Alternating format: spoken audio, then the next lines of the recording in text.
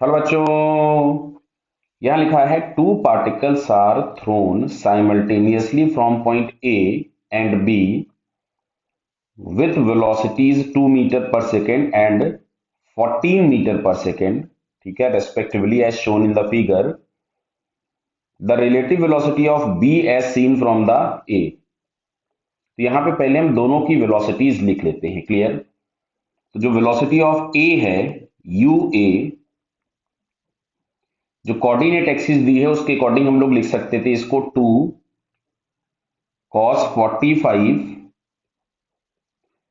आई cap plus 2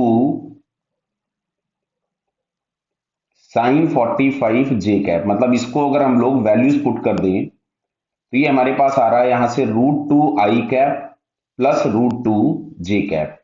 clear बेटा? √2 आई cap plus √2 जे cap.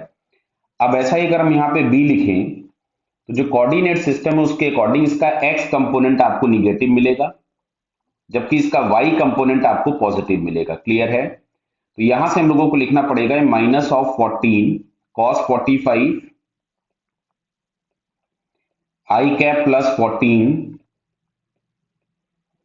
Sign 45 j cap. मतलब ये हम लोगों के पास मिल जाएगा 1/√2, मतलब ये आपके पास हो जाएगा -7√2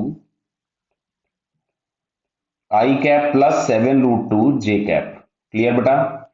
तो ये हम लोगों के पास मिल गया velocity of B vector form में। आपसे क्वेश्चन पूछा गया था रिलेटिव वेलोसिटी ऑफ बी, मतलब velocity of B with respect to A, ये आपसे पूछा गया है, जिसको हम लोग यहां से लिखेंगे u B minus u A. Clear? ये हम लोगों को पता होगा, हम लोगों ने रिलेटिव में पढ़ रखा है कि b with respect to A that means b minus A, और अगर पूछा गया होता a with respect to b that means हम a माइनस b करते हैं। क्लियर? तो चलिए यहां पे मैं नीचे लिख लेता हूं इसको। तो यहां से हम लोगों के पास velocity of b with respect to a जो हम लोगों को मिलेगा, this one is equals to U B.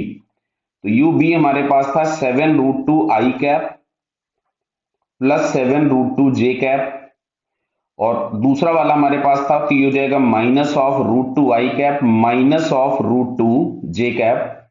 तो फाइनली आपको यहां से मिलेगा 8√2 आई कैप प्लस 6√2 जे कैप। क्लियर? तो ये अगर हम ऑप्शन चेक करें तो 8√2 आई कैप प्लस 6√2 जे कैप ये आपको फर्स्ट वाले ऑप्शन में मिलता है। क्लियर?